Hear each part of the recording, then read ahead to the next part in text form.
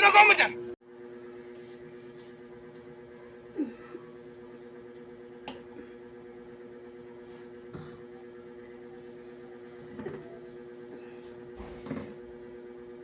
Pumunta lang ako dito para kausapin ka. Kailangan ko ng tulong. Gusto kong mag-aral ng nursing.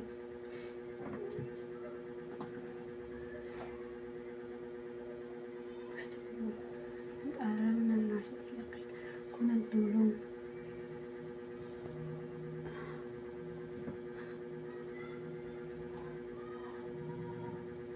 Gusto kong mag-aral.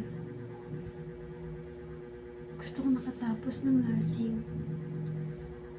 Pag nakatapos ako ng nursing, pwede na ako maging PMA.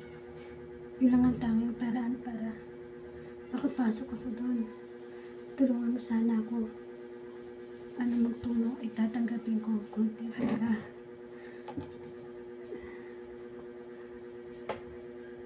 O scholar man. Kahit anong tulong tatanggapin ko, makapag-aral lang. Gusto ko mag-aral ng nursing. Tulungan mo sana ako. Para makapasok ako sa PMA. Salamat.